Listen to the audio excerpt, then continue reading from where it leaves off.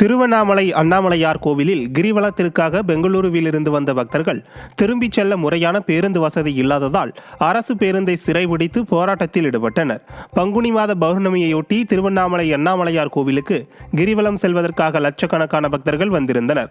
கிரிவலம் முடிந்து பெங்களூருவுக்கு செல்ல காத்திருந்த பக்தர்கள் நீண்ட நேரமாகியும் பேருந்து எதுவும் வராததால் அரசு பேருந்தை சிறைபிடித்து போராட்டத்தில் ஈடுபட்டனர். விடியா திமுக ஆட்சியில் அரசு பேருந்துகள் முறையாக இயக்கப்படுவதில்லை என மக்கள் குற்றம் சாட்டினர்.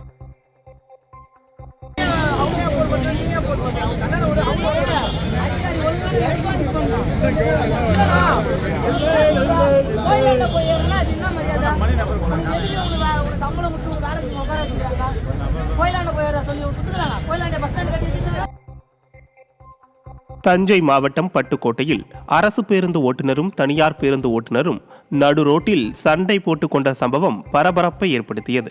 பட்டுக்கோட்டையிலிருந்து 5 நிமிட இடைவெளியில் அரசு மற்றும் தனியார் பேருந்து புறப்பட்டிருந்ததை அடுத்து பயணிகளை ஏற்றுவதற்காக தனியார் பேருந்து ஓட்டுநர் அரசு பேருந்தை முந்தும் போது இரு தரப்பினருக்கும் இடையே வாக்குவாதம் ஏற்பட்டது.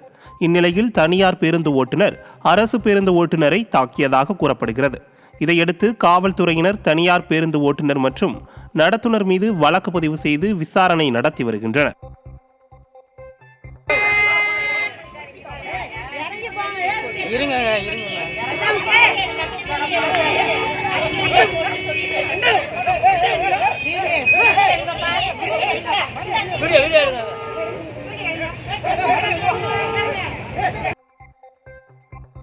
கடலூர் மாவட்டம் நெல்லிக்குப்பம் அருகே பேருந்தை கவனிக்காமல் இருசக்கர வாகனத்தை திருப்பிய ஓய்வு பெற்ற ரேஷன் கடை பணியாளர் பேருந்து மோதி பலியான சிசிடிவி காட்சி வெளியாகியுள்ளது.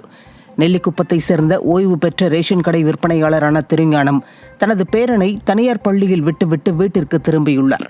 அப்போது தனியார் பேருந்து வருவதை கவனிக்காமல் இருசக்கர வாகனத்தை திருப்பியதில் பேருந்து மோதி படுகாயமடைந்த திருஞானம் புதுச்சேரியில் உள்ள தனியார் மருத்துவமனையில் சிகிச்சை பலனின்றி பரிதாபமாக உயிரிழந்தார்.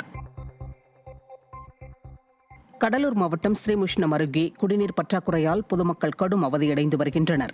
அம்புஜவள்ளிப்பேட்டை கிராமத்தில் உள்ள 60,000 லிட்டர் கொள்ளளவு கொண்ட மேல்நிலை நீர்த்தேக்க தொட்டியில் முறையாக தண்ணீர் நிரப்பப்படுவதில்லை என்றும் போதிய குடிநீர் இல்லாமல் தவித்து வருவதாகவும் அப்பகுதி மக்கள் குற்றம் சாட்டியுள்ளனர். முறையாக குடிநீர் வழங்க ஊராட்சி நிர்வாகம் நடவடிக்கை எடுக்கவில்லை எனில் தொடர் போராட்டத்தில் ஈடுபட உள்ளதாக பொதுமக்கள் எச்சரிக்கை விடுத்திருக்கின்றனர். விழுப்புரம் மாவட்டம் சித்தேரி ஊராட்சியில் தனி வாக்குச்சாவடி அமைக்க கோரி பொதுமக்கள் போராட்டம் நடத்தியதால் பரபரப்பு ஏற்பட்டது. விழுப்புரம் நாடாளுமன்ற தொகுதிக்குட்பட்ட சித்தேரி ஊராட்சியில் சுமார் 836 வாக்காளர்கள் உள்ள நிலையில் புதிதாக சித்தேரி கிராமத்திற்கென்று வாக்குச்சாவடி அமைக்கப்பட்டது.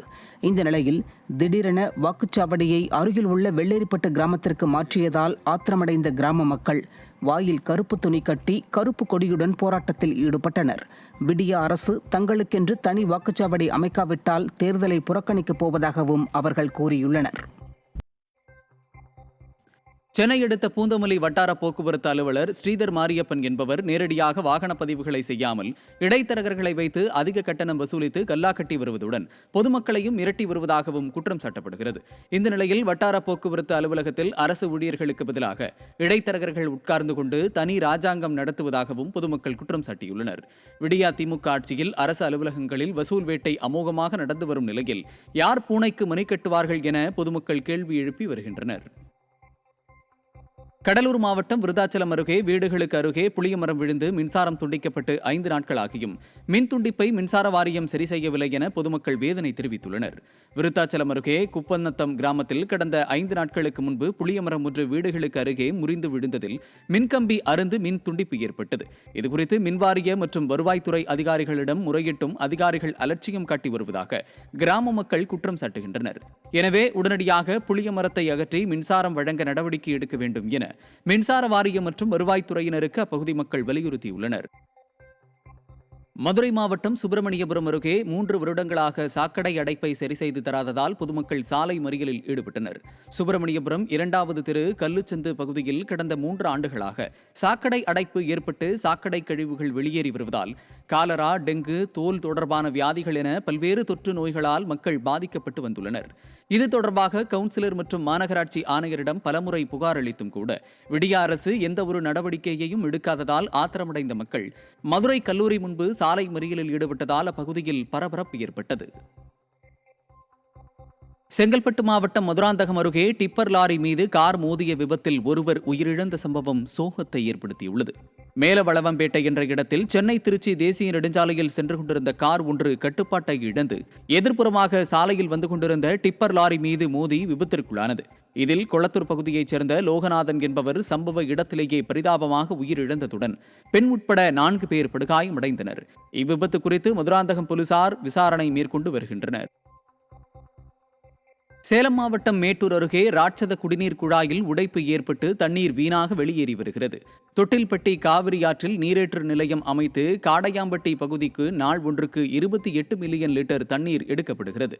தற்போது கோடை காலம் என்பதால் குடிநீர் பற்றாக்குறை நிலவி வரும் நிலையில் ராட்சத குடிநீர் குழாயிலிருந்து கடந்த 2 நாட்களாக தண்ணீர் வீணாக வெளியேறிய போதும் விடிய அரசு அதிகாரிகள் உடைப்பை சரி செய்யாமல் அலட்சியம் காட்டி வருவதாக மக்கள் குற்றம் சாட்டியுள்ளனர்.